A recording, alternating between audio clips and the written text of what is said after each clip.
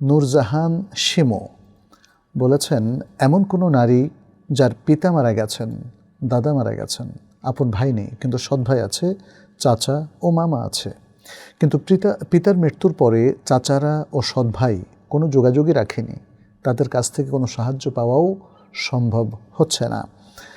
ওই নারীর বিয়ের সময় অলি কে হবেন? মানে প্রশ্ন হচ্ছে, ওই নারী যখন বিয়ে করবেন তখন তার ওয়ালি কে হবেন? আপনজন তো তার কেউ নেই, বা যারা আছেন তারা থেকেও নেই, তাদেরকে ম্যানেজ করা যাচ্ছে না। তাহলে এই নারীর ওয়ালি কে হবেন? গুনাহ থেকে বাঁচতে সে যদি নিজে কাউকে বিয়ে করে নেয় তাহলে কি বিয়ে সহিহ হবে? আমরা একদম সর্বশেষ অংশ দিয়ে উত্তরটা শুরু করি। কোনো নারী নিজেকে বিয়ে দিলে সে বিয়েটা শুদ্ধ হবে না, তার জন্য একজন ওয়ালি অবশ্যই লাগবে। এখন এখানে যেটা বলা হয়েছে, তার প্রধান ওয়ালি হচ্ছে তার বাবা, তিনি মারা গেছেন, বাবার বাবা দাদা তিনিও মারা গেছেন। তাহলে আর যারা আছেন, চাচা তিনি হতে পারতেন, কিন্তু তিনি যেহেতু হচ্ছেন না, তাকে জোর করে আনাও যাচ্ছে না, ফলে তিনি থেকেও নেই। আপন ভাই নেই কিন্তু সৎ ভাই আছেন, সৎ ভাইও হতে পারেন, সৎ ভাইও তার ওয়ালি হতে পারেন যখন চাচা আর হতে পারছেন না বা হচ্ছেন না। আচ্ছা, এরপরে যদি চাচা সৎ ভাই এরা কেউ না হন, তাহলে মামা যদিও সাধারণত ওয়ালি হন না, বাট অন্যদের অনুপস্থিতিতে দূরের আত্মীয় হিসাবে মামা হতে পারেন। আমাদের দেশে, বাংলাদেশে, মামাকে কিন্তু চাচার চাইতেও কাছে ধরা হয়। প্রত্যেক পরিবারে মামাকে সবাই কেন যেন চাচার চাইতেও বেশি আপন মনে করে, যদিও চাচা হচ্ছেন বংশীয় আর মামা মায়ের বংশীয়। সম্ভবত মামারা ভাগনা ভাগ্নেদেরকে অনেক বেশি আদর করে, সেটা হতে পারে। আর চাচারা অনেক সময় সম্পত্তি নিয়ে বাবার সাথে লেগে থাকেন, এটা একটা কারণ হতে পারে। যাই হোক, তাহলে এখানে সৎ ভাই আছে, চাচা আছে, মামা আছে, কিন্তু এরা কেউই যেহেতু ওলি হচ্ছে না, তাহলে আমরা এই নারীকে তুলনা করব সেই নারীর সাথে যার কোনো ওয়ালি নাই, যার কোনো ওলি কিংবা অভিভাবক নেই। তাহলে যেই নারীর কোনো অভিভাবক নেই, ওয়ালি নেই, তার ক্ষেত্রে শরিয়ার বিধান কি? তার ক্ষেত্রে শরিয়ার মূল বিধান হচ্ছে আইয়াতাওয়াল্লা আকদা নিকাহিহা আল কাদি আশ-শারঈ আও মা'যুনুল আনকিহা। দুজন ব্যক্তি হতে পারেন, তার ওয়ালি প্রথম হবেন শরিয়া সম্মত যিনি বিচারক, জাস্টিস, অথবা যাকে আমরা ম্যাজিস্ট্রেট বলি, জেলার যারা বিচার কার্য পরিচালনা করেন, কিংবা জেলা জজ তারাও হতে পারেন, কিংবা হাইকোর্টের বিচারক তারাও হতে পারেন। তবে শরিয়া সম্মতভাবে তিনি যদি বিচারক হন। আজকে হয়তো অনেক কিছুই পরিবর্তন, অনেক কনফিউশন থাকতে পারে, তারপরেও আমরা মুসলিম সমাজের বিচারকদেরকে আল কাদি আশ-শারঈ বলতে পারি। অর্থাৎ আইনগতভাবে যারা বিচারক নিযুক্ত হয়েছেন মুসলিম সমাজের, মুসলিম কমিউনিটির বা মুসলিম দেশের, তারা এই মহিলার ওয়ালি হতে পারেন।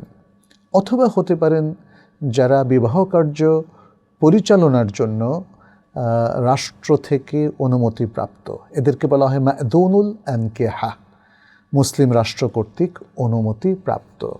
তাহলে এই ব্যক্তিরা ওই নারীর ওয়ালি হিসেবে কাজ করতে পারবেন যার কোনো ওয়ালি নেই। এখানে একটু তাম্বিহ করার প্রয়োজন মনে করছি, সেটা হচ্ছে মা'যুনুল আনকিহা আমাদের দেশে আছে, তিনি কি ওই নারীর ওয়ালি হতে পারবেন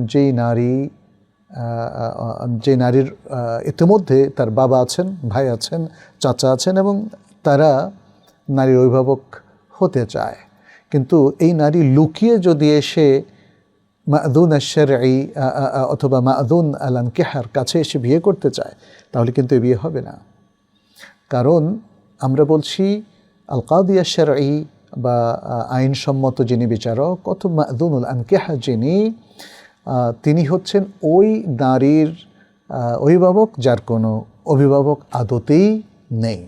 আচ্ছা, তাহলে এখানে আমরা ধরে নিচ্ছি আমাদের এই প্রশ্নকর্তা নূরজাহান শিমু তিনি এমন নারী যার কোনো অভিভাবক নেই, ফলে তাকে আমরা পরামর্শ দেব যে আপনি নিজে নিজে বিয়ে করবেন না, আপনি হয়তো বিচারকের মাধ্যমে বিবাহ কার্য পরিচালনা করতে পারেন বা তার কাছে যেতে পারেন যেন তিনি আপনার ওয়ালি হয়, অথবা নজরুল কেহা।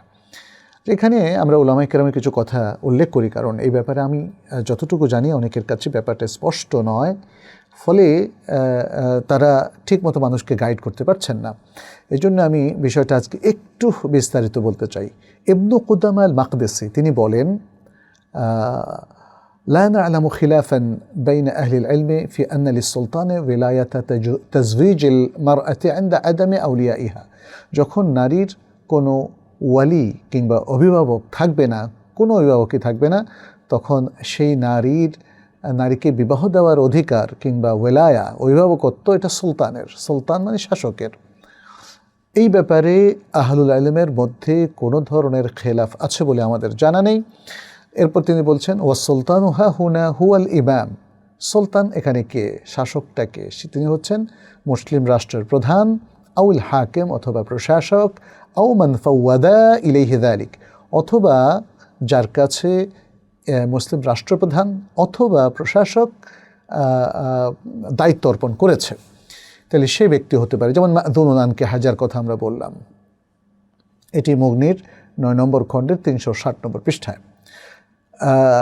ফদিলাতুশ শেখ মুহাম্মদ বিন সালিহ বিন উসাইমিন রাহিমাহুল্লাহ তিনি বলেন, আল মুরাদু বিস সুলতান, এখানে সুলতান দ্বারা উদ্দেশ্য হলো আল ইমাম আর রাইস আল আলা ফি দৌলা, রাষ্ট্রের প্রধানতম ব্যক্তি, আও মান ইয়ানুবু মানাবাহ, অথবা যিনি তার স্থলাভিষিক্ত। ওয়াল্লাযী ইয়ানুবু মানাবাহু ফি ওয়াক্তিনাল হাদির, আমাদের বর্তমান সময়ে যিনি এই রাষ্ট্রপ্রধানের নায়েব অথবা প্রতিনিধি, সেটা যে প্রতিষ্ঠানগুলো কাজ করছে প্রতিনিধি হিসাবে, সেটা হলো ওজারাতুল আদল, অর্থাৎ বিচার মন্ত্রণালয়, এবং এর মধ্যে অন্তর্গত হচ্ছে মা'যুনুল আনকিহা, বিবাহ আর ব্যাপারে যারা রাষ্ট্র কর্তৃক ক্ষমতাপ্রাপ্ত। আচ্ছা, এটা বলেছেন তিনি আশরাহ আল মুমতি'এর 12তম খণ্ডে। এখন আরেকটা প্রশ্ন আসে, তাই না? যদি ধরে নেওয়া হয় যে মহিলা এমন এক জায়গায় আছে যেখানে কোনো আইনগত বিচারক নাই, কাদি শারঈ নাই, তাহলে কে হবেন তার অভিভাবক? এটা খুব গুরুত্বপূর্ণ আরেকটা পয়েন্ট, যেটা আমাদেরকে একটু মনে রাখতে হবে। এখানেও আমরা দেখি যে আমাদের উলামায়ে কেরাম বলেছেন, তাহলে এই মহিলা সে তার মানে তার অভিভাবক হওয়ার অধিকার অর্পণ করবে এমন একজন ব্যক্তির কাছে মুসলিমদের মধ্য থেকে, যে ন্যায় বিচারক, সৎ একজন ব্যক্তি, যেন সেই সৎ ব্যক্তি তার দ্বীনী বোনের দায়িত্ব নিয়ে বিবাহের এই আকদাটা আর ব্যবস্থা করে। ইবনু কুদামা রাহিমাহুল্লাহ এই যে সলিউশনগুলো, এগুলো কিন্তু আজকে নতুন কোনো সলিউশন নয়, নতুন কোনো বক্তব্য আমরা দিচ্ছি না। এখানে ইবনু কুদামা রাহিমাহুল্লাহ তিনি বলছেন, فإن لم يوجد للمرأة ولي ولا ذو سلطان, যদি নারীর জন্য কোনো অভিভাবক না পাওয়া যায় এবং কোনো সুলতান না পাওয়া যায়, অর্থাৎ কোনো শাসক কিংবা রাষ্ট্রপ্রধান তার পক্ষে না পাওয়া যায়, فعن أحمد ما يدل على أنه يزوجها رجل عدل بإذنها, তাহলে ইমাম আহমদ ইবনে হাম্বল রাহিমাহুল্লাহ থেকে বর্ণিত আছে, যার দ্বারা বোঝা যায় যে এই নারীকে একজন মুসলিমদের ন্যায়পরায়ণ ব্যক্তি বিবাহ করিয়ে দেবে, ওই নারীর অনুমতিক্রমে। ওই নারীকে জোর করে বিয়ে দেওয়া যাবে না, তার অনুমতিক্রমে। এটা আল মুগনির মধ্যে ইবনু কুদামা আবার উল্লেখ করেছেন। ইমাম কুরতুবী তার বিখ্যাত গ্রন্থ আল জামি' লি আহকামিল কুরআন, সেখানে বলছেন, ওয়া ইযা কানাতিল মারআতু বিমাওদি'ইন লা সুলতানা ফিহি ওয়ালা ওয়ালিয়্যা লাহা, মহিলা যখন এমন জায়গা থাকবে যেখানে কোনো শাসক প্রশাসক নেই এবং সেখানে তার কোনো ওলিও নেই, ফাইন্নাহা তুসাইয়িরু আমরাহা ইলা মান ইউতাকু বিহি মিন জিরানিহা, তাহলে সে তার বিষয়টা, অর্থাৎ তার বিবাহের বিষয়টা এমন ব্যক্তির কাছে অর্পণ করবে যে ব্যক্তির প্রতি সে বিশ্বস্ত ফিল করে তার প্রতিবেশীদের মধ্য থেকে। অর্থাৎ একদম নতুন, চেনে না এমন নয়, প্রতিবেশী যাকে সে জানে, যার প্রতি সে আস্থা রাখে, এমন ব্যক্তির কাছে সে তার বিবাহের বিষয়টা অর্পণ করবে, যাতে ওই ব্যক্তি তার ওয়ালি হয়ে তাকে বিবাহ করিয়ে দেন। কুরতুবী এরপর বলছেন, ফায়ুজাওয়িজুহা, তাহলে ওই ব্যক্তি তাকে বিবাহ করিয়ে দেবেন, ওয়া ইয়াকুনু হুয়া ওয়ালিয়ুহা ফি হাযিহিল হাল, এবং এমত অবস্থায় ওই প্রতিবেশী যিনি বিশ্বস্ত তিনি এই নারীর ওয়ালি হিসাবে বিবেচিত হবেন। লিআন্না الناس لا بد لهم من التزويج, কারণ মানুষের অবশ্যই বিবাহ করানো প্রয়োজন। ওয়াইন্নামা ইয়ামালুনা ফিহি বিআহসানি মা ইউমকিন, আর তারা তো সেভাবে আমল করবে যেটা সম্ভাব্য সবচেয়ে সর্বোত্তম পদ্ধতি হতে পারে। আচ্ছা, তাহলে এখানে ইমাম কুরতুবীর খুব চমৎকার একটা কথা আমরা শুনলাম। আর ইমাম নাওয়াবির আরেকটা কথা আমি এখানে একটু উল্লেখ করছি, রাউদাতুত তালিবিন, তার বিখ্যাত আরেকটি অনেক বড় গ্রন্থ, ফিকহের গ্রন্থ। সেখানে ইমাম নাওয়াবী রাহমাহুল্লাহ বলছেন, রাওয়া ইউনুস ইবনে আব্দুল আলা, ইউনুস ইবনে আব্দুল আলা তিনি বর্ণনা করেন, আন্না শাফিঈ রাদিয়াল্লাহু আনহু قال, শাফি রাহমাহুল্লাহ তিনি বলেন, ইযা কানা ফির রুফকাতি ইমরাআতুন লা ওয়ালিয়া লাহা, যখন বন্ধুবান্ধব বা আমাদের এই পুরো গ্রুপের মধ্যে একজন মহিলা থাকবেন যার কোনো ওয়ালি নাই, ফাওয়াল্লাত আমরাহা রাজুলান হাত্তা ইউজাওয়াজাহা জাযা, সেটা হচ্ছে তখন তাহলে সেই মহিলা তার বিবাহের বিষয়ের দায়িত্ব দেবে একজন পুরুষকে, যাতে সে পুরুষ তাকে বিবাহ করিয়ে দেয়, তাহলে সেটা জায়েজ হবে। আচ্ছা, তাহলে এখানে আমরা যেটা বুঝতে পেরেছি আমরা সেটাকে খোলাসা করব। সেটা হলো যে মহিলার কোনো ওয়ালি নাই, অভিভাবক নেই, তিনি তার পরিচিত অথবা তার কাছে বিশ্বস্ত, তার কাছে আস্থাশীল কোনো মুসলিমের কাছে তার ওয়ালায়াতের দায়িত্ব অর্পণ করবেন, তাহলে সেটাই হচ্ছে বিধান। এখন কথা হচ্ছে যদি শহরে বা দেশে শাসক থাকে, এমত অবস্থায় মহিলা যদি কোনো আলাদা ব্যক্তিকে তার ওলি নিযুক্ত করতে চায়, তাহলে সেটা জায়েজ হবে কিনা এই ব্যাপারে আমাদের উলামায়ে কেরামের মধ্যে খেলাফ রয়েছে। তারা বলছেন যে না, তাহলে তো যে যত্রতত্র যেমন তেমন ইচ্ছা ব্যক্তিকে তারা এখতিয়ার করবে। এখানে একদল যদিও জায়েজ বলেছেন, কিন্তু অধিকাংশ উলামায়ে কেরাম বলছেন না, শহরে যদি বিচারক থাকেন, প্রশাসক থাকেন, তাহলে তাদের মাধ্যমে বিবাহ হবে।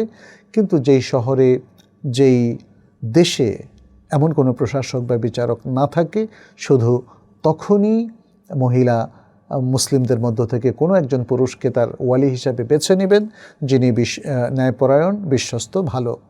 এই তো এখানে আমি আরও দুটো তিনটা কথা এখানে উল্লেখ করছি। ইবনু কুদামা আল মাকদেসি তিনি বলেন, ওয়াসসাহিহ আন্না হাদাল কাওলা মুখতাসুন বিহালি আদামিল ওয়ালিয়্যি ওয়াস সুলতান। এই যে তিনি আগে বললেন যদি কোনো মুসলিমদের কাউকে ওয়ালি বানিয়ে বিবাহ করানো হয় তাকে, তাহলে সেটা জায়েজ হবে। এটা হলো যে অবস্থায় ওয়ালি পাওয়া যাবে না এবং সুলতানও পাওয়া যাবে না, কাজীও পাওয়া যাবে না। আচ্ছা, এই ব্যাপারে আমরা আরও অনেকগুলো দলিল এখানে দেখি। আমার মনে হয় সেগুলো আর এখানে বলার প্রয়োজন নেই, কারণ মূল কথা, মূল উত্তর আমরা পেয়ে গেছি।